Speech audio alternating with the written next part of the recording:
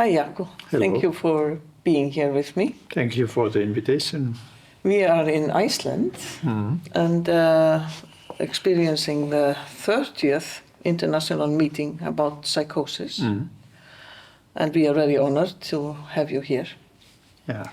And today was a very special day. I just want to say first that you are the main developer of Open Dialogue since 1980s. Or, Yes. Yeah. Since 1980s. Yeah. Yeah. And your team has been developed ever since, and it's spreading a bit around in the world. Yes. And we also want to bring it to Iceland, so that's why we are here. But today we had a very special day we saw a press release about ODDESSI, the ODDESSI trial, where there are almost 400 participants, There are right? more, 500 participants. 500, yes. yeah. And I wanted, can you say a little bit about the trial and also about your reaction to it? Yes, ODDESSI trial is something that they put into practice in the UK. Yeah, They started to work with this more than 10 years ago with Russell Rasaki, a psychiatrist who wanted to make an impact because he has become enthusiastic of open dialogues, thinking that this is the way to go. And then he connected with the UCL, University College of London, and Steve Billing, who is very known of doing a kind of studies in efficacy of psychotherapy, and that's how it started. They invited in the UK they call National Health Trust to be part of it, and then I suppose that they collected 7 trusts. In the end there were perhaps 5 included, and each of the trusts they made a randomization of the teams. They call it cluster randomization, so that some teams had a training in open dialogue and some other teams continue to work in a usual treatment as usual way. And this trial is about making a comparison. How are the differences with those who went to be clients in the open dialogue teams compared to those who got the treatment as usual? The traditional service, Yeah. And now we have heard about this comparison about the results. What are the difference between what we can have the open dialogue group and the control group. How I know you have also been studying for decades. How is it for you to experience this today? Is it any news for you or? Well, of course there is a lot of news. This is what I have been speaking all the time. That for instance in our practice that I was part to develop in Western Lapland in Finland, we integrated the research so that we all the time have knowledge about the practice to develop the practice. Exactly. And I'm very convinced that this is the way, this is the only way to make it happen. And of course, for this reason, I'm very happy about what they did in London with this big project. Of course, there are some let's say some issues.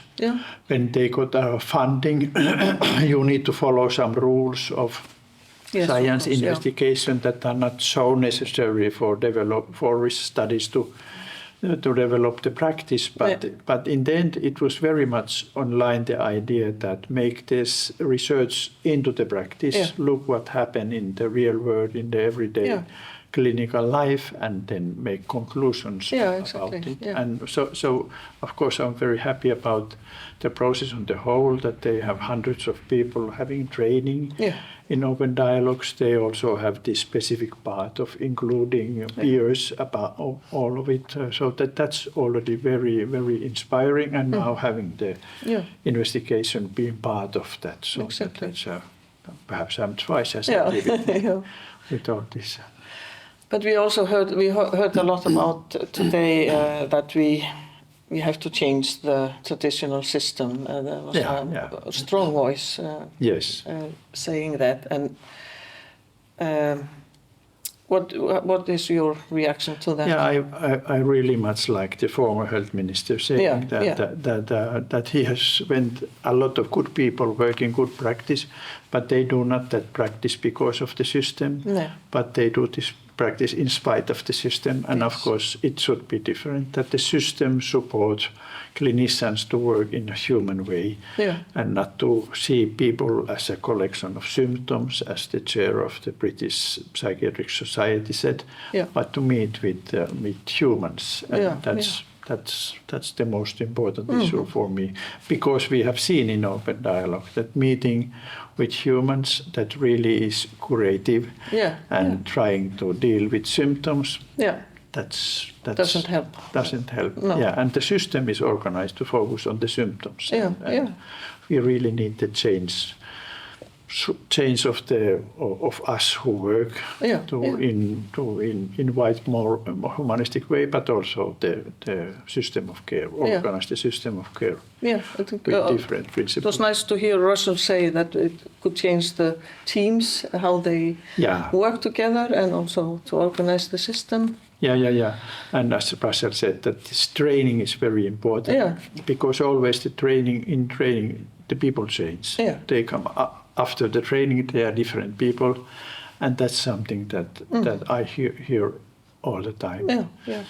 And as a part of the training, that a bit has surprised me, because that what we did in northern Finland also, to have training and realize that training is the thing that makes difference. And then when we started to apply this training outside, it really seems to be a bit shorter that we were used.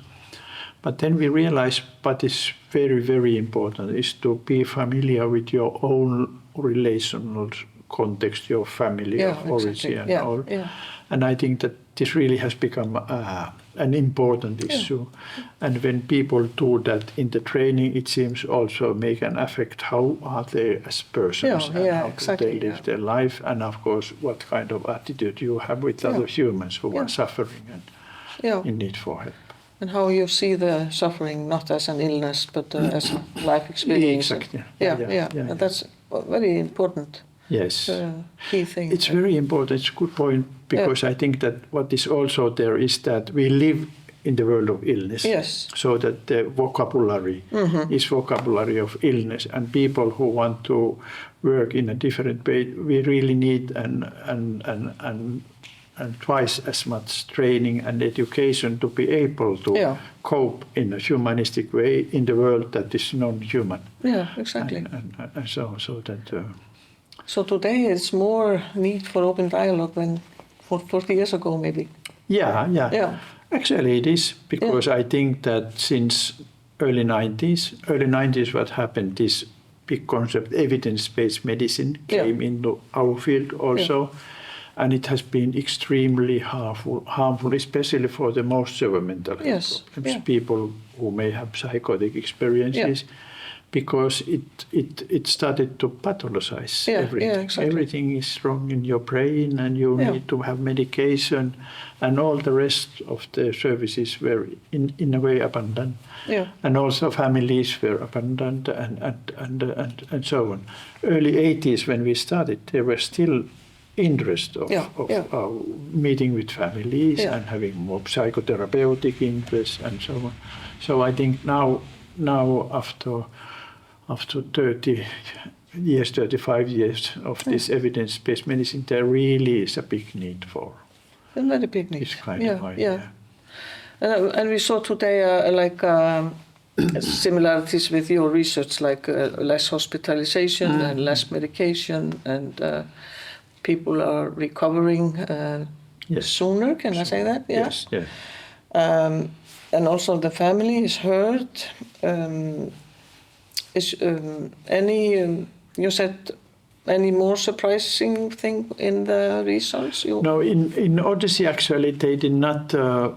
That was perhaps a bit disappointing for me, because they did not see so much about this recovery to work and so on. No. They made very important question about the satisfaction, the quality of life. Exactly, And so on, which are important criteria. But you may also ask that, did it really help to come back to work and have minor days of disabilities and so on? And those have been very important criteria in the studies that we have done in Western Lapland.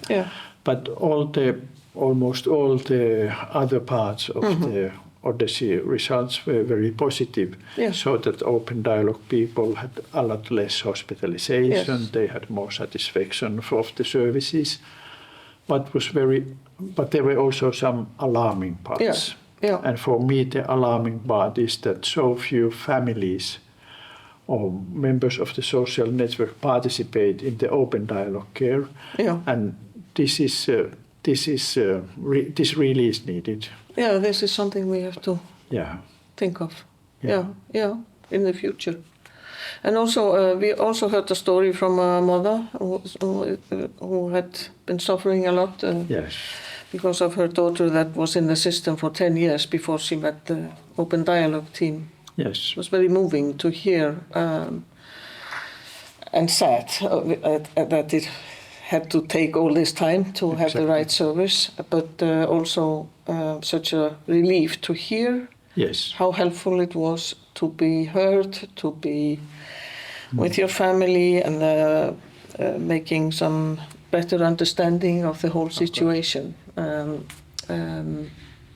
I really feel that the family is often left out. It's left out. Families are abandoned.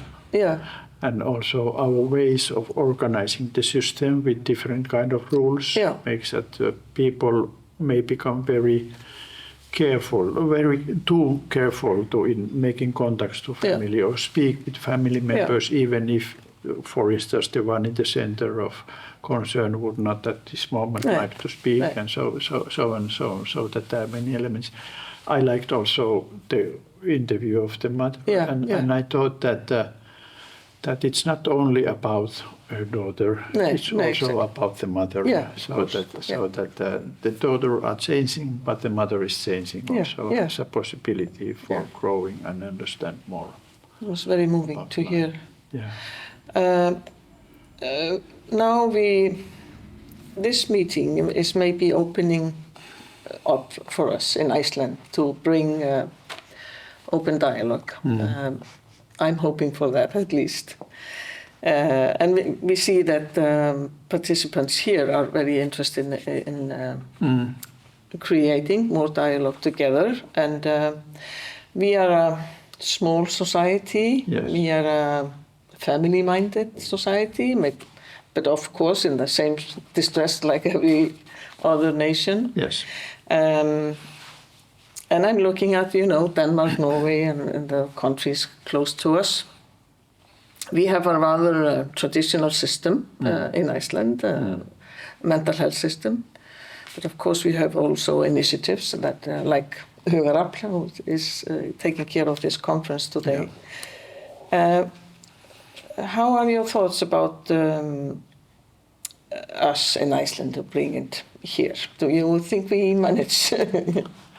Well, I don't know so much about the official system. I'm very pleased that you, as an organization with your own experiences, have organized, and that's one way onward. So that not only the clinicians, but also the service users become active and make initiatives and so on. And that really has made an impact in many countries, and perhaps based on this experience, I would be pretty optimistic that your voice will be heard more. That's good to hear.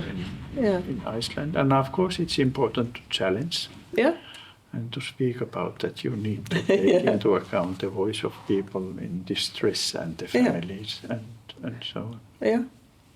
And we still have 20 years of experience of working with families, so and they are really asking for this, and they want to be heard, of course, and sorry. No. I when we started the meeting, you showed a short piece of film how in Iceland the women have become very active in political sense, and perhaps that's also a good sign. The women who are there, mostly of them are mothers, and when they are mothers, they are struggling with their daughters and sons and so on.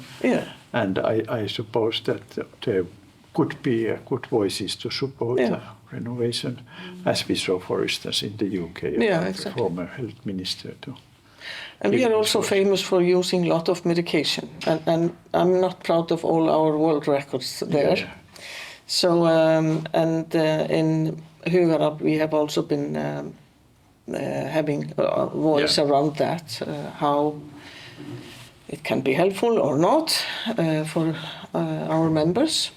And in the training I had for open dialogue, we discussed this a little bit, how the medication is influencing, and maybe some taking the motivation away sometimes for recovery or better life.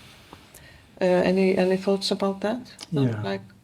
Well, it's very concerning. Yeah, it is. It's very concerning because in a way the primary discourse is that the medication is helpful, and there are studies that are very manipulative, saying that following some weeks and months that medication declined the symptoms so rapidly compared to not use, without giving the information what happens in the long run. Yeah. And what happens in the long run is that many times there are very strong secondary effects that make harm for life. Yeah. In addition, that they may help in the beginning. Yeah. And for this reason, it's so important to go into meeting with people to wait for the medication and not to think that this is the primary response. This may be helpful at some point, and then to do it differently.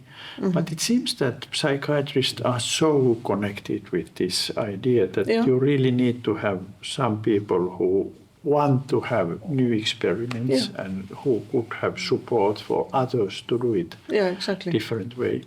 And in our network, for instance, perhaps it could be an advice for you to be connected with some of the psychiatrists who are in our psychosis network who really have become used also to think it differently. Yeah, and they could share their experiences. Yeah, we really need that. We need a huge change there. Yeah. As we talked about today, to change the system. But this is one of the biggest things we have to think about. Yeah. And also coercion maybe. And what is important for me in the medication issue that they may have done also an error in some way that people have started to do that we need to stop the medication and because medication is so harmful. And that's not the best way to do it. No. The best way is to introduce other way to meet, and when you have this, as they said in ODDESSI, then they started to decline the use of medication. So you really need to have kind of psychosocial way to meet with people in a human way, and then you realize that the need for medication is lower. Yeah, exactly.